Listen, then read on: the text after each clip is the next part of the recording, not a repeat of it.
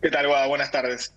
Sí, bueno, creo que todos esperamos que más tarde o más temprano los dólares paralelos uno a uno de alguna manera se acomoden un poco a lo que fue la inflación de los últimos meses, ¿no? Viene muy planchado el mercado cambiario, mucho tiene que ver con el régimen cambiario actual, ¿no? En el cual los exportadores liquidan una parte al contado con liquidación, mientras que los importadores no pueden acceder al contado con liquidación, entonces hay más oferta que demanda, y de alguna manera el resto de los dólares siguen al contado con liquidación, ¿no? Que es el que tiene más volumen, el que eh, indica el precio con el cual uno puede sacar los dólares afuera y demás. Ujú. Pero bueno, no es sorpresa, digamos, tener algunos días en los que el dólar blue pegue ciertos saltos, más teniendo en cuenta que hubo la semana pasada baja de la tasa de interés del plazo fijo, ¿no? Que de alguna Claro. manera son los activos que compiten en los ahorros de la mayoría de los argentinos, ¿no? Uno puede elegir entre plazo fijo o entre dólar blue, si no es un inversor muy sofisticado, creo que son esas las opciones principales. Sí. Federico, te saludo.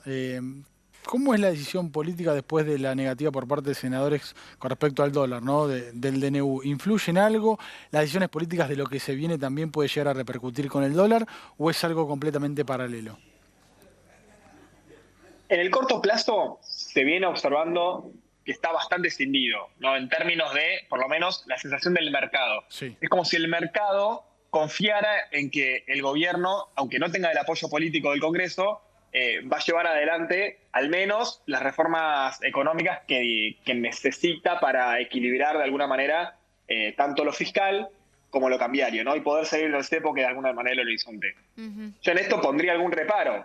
El mercado no siempre acierta, ¿no? Muchas veces, de hecho, las grandes caídas bursátiles que vemos tienen que ver con un error del mercado. ¿Y qué es lo que veo yo? Lo que veo yo es un poco que, tanto como le pasó a Mauricio Macri, como le pasó al Frente de Todos, los planes económicos muy difícilmente pueden llevarse adelante sin consenso político, ¿no? Más temprano que tarde, eso termina repercutiendo, incidiendo, y bueno, la relación dialéctica que hay entre la política y la economía al final se impone. Mm. Hay que ver si efectivamente se cae el DNU, ¿no? Todavía falta lo de diputados, hay que ver qué sucede con el Pacto de Mayo, creo que todavía hay factores jugando, Ujú. pero bueno, sí es muy claro que en estos meses el gobierno de Javier Milei le ha ido muy mal en lo político, pero bueno, en lo económico creo que dentro de lo que es su plan, que tiene que ver con una recesión muy fuerte que haga bajar la inflación, creo que le está yendo como ellos esperaban, incluso un poco mejor. Claro, en lo que contempla las variables macroeconómicas. Yendo a tema inflación, hemos escuchado a tanto a Milei como al ministro de Economía Caputo quejarse quizás de esta modalidad de los supermercados de el 2 por uno y no el descuento en una sola unidad, porque eso es muy difícil de medir. ¿Cómo lo bajamos a tierra? Y hemos escuchado también que evalúan desde el gobierno cambiar la fórmula para medir la inflación. Bueno, hay que decir que si hablamos de la especialidad, Caputo es un timbero más que un macroeconomista Ujú. de, que se dedique integralmente a las variables del mercado interno, y Milei es un académico, ¿no? Entonces yo creo que de alguna manera, alguna de las afirmaciones que ellos hacen respecto a la cuestión del INDEC y a la cuestión de los precios, y cae medio rara entre la mayoría de los economistas que estudian estos temas. Sí. ¿Por qué? Principalmente porque el INDEC siempre midió el precio de contado de las cosas y por unidad, ¿no? Esto es una metodología histórica del INDEC y que siempre refleja de alguna manera el grosor de la inflación de un país. Es imposible medir todos los precios de un país todo el tiempo, lo que hace es una canasta representativa. Ujú. Yo pregunto, si es verdad que los supermercados ponen descuentos para bajar los precios, ¿por qué siguen aumentando los precios base? ¿No? ¿Cuál es el Sí. sentido de pasar que algo cueste 100 pesos a que cueste 200, pero le meto un descuento del 50%? Después lo paso a que vale a 400 y le meto un descuento del 75%. Esa dinámica no se mantiene en el tiempo, no tiene lógica, ¿no? Creo que No. tiene mucho más que ver la cuestión de las promociones con un tema de que la caída del consumo y de incentivar que la gente se lleve más unidades, ¿no? Me parece que tiene más que ver con eso. Cambiar la metodología del INDEC me parece que sería un error garrafal porque es una pérdida de credibilidad. Sabemos lo que pasó cuando se cambió la metodología en 2007 Sí. y me parece que no tiene sentido, complica mucho la medición del índice en el tiempo. Sería un error, me parece. Yo creo que si el gobierno está tan confiado en que la inflación está bajando, los números del INDEC muestran que está bajando. Un 25%, un 20% y un 13%. ¿Para qué se ponen a discutir la metodología del INDEC cuando todo indica que la inflación va según más o menos el plan. Sí, y además esto lo hablamos hace unos días, a pesar de que está en baja desde la devaluación, desde el inicio de la gestión de Milei, hay un interés particular en mercar que es aún más baja de la que da a conocer el INDEC, porque se habla de un efecto, un arrastre estadístico, también de que las tarifas y las prepagas subirían de una sola vez, ¿no? Porque se encargó de decir el presidente que tendría que estar 4 puntos más abajo aproximadamente de ese 12,3. Sí, y si restamos todos los demás precios de la economía, la inflación es cero.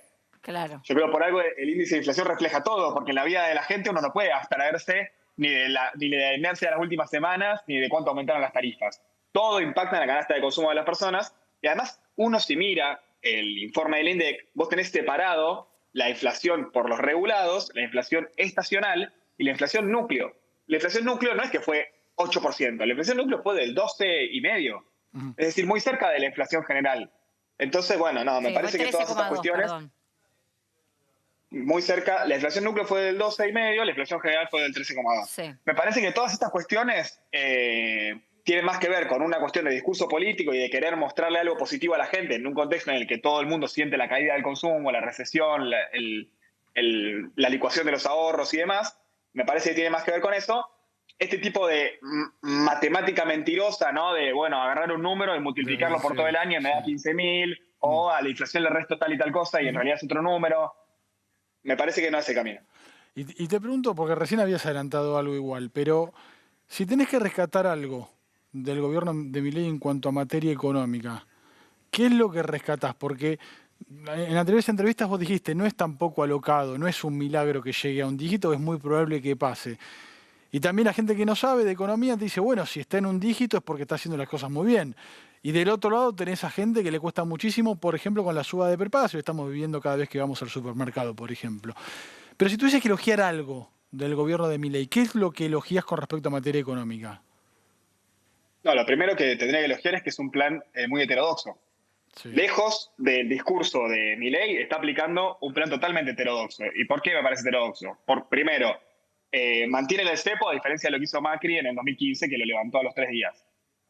Eso ya es fundamental, ¿no? En segundo lugar, están bajando las tasas en vez de subirla, con lo cual disminuyen la creación de dinero por el lado de la remuneración de los pasivos remunerados, que toda la teoría ortodoxa dice vos tenés que subir las tasas para bajar la inflación. Por el otro lado, suben impuestos, ¿no? La suba del impuesto a las ganancias y intento de suba de retenciones que no se pudo dar. Es decir, totalmente diferente de lo que planteaba Milei en su campaña, están aplicando un plan heterodoxo, con muchísima agresividad, con muchísima insensibilidad social, apostando a una licuación fenomenal de los ingresos, pero me parece, yo tengo que decir algo, bueno, a diferencia de lo que hizo Macri en el 2015, que fue sacar el cepo y subir las tasas de interés, en este caso mantienen el cepo y bajan las tasas. Me parece que en ese sentido tiene algo positivo la política económica, por lo menos en el plano de decir, bueno, es un plan económico de ajuste, veamos qué tipo de ajuste, me parece que eso se puede recatar. Y también yo digo, bueno, si el plan ¿Pero se hay que aguanta? evaluarlo según su propio Te repregunto rápido, ¿se Bueno, aguanta? Ahí está. El plan hay que evaluarlo en base a sus propios objetivos. Claro. ¿Era un objetivo del plan mejorar los ingresos reales de los argentinos? ¿Era un objetivo del plan incrementar el consumo? ¿Era un objetivo del plan incrementar la producción, la industria, las exportaciones? Claro, claro. Parece que no era un objetivo. Claro. Entonces yo lo miro en base a sus propios objetivos, que era bajar la inflación a como de lugar, caiga quien caiga y quede quien quiera en el camino. Bueno, es distinto. Bien. Federico, un placer hablar con vos. Gracias. Gracias a ustedes por la comunicación. Hasta luego. Hasta luego.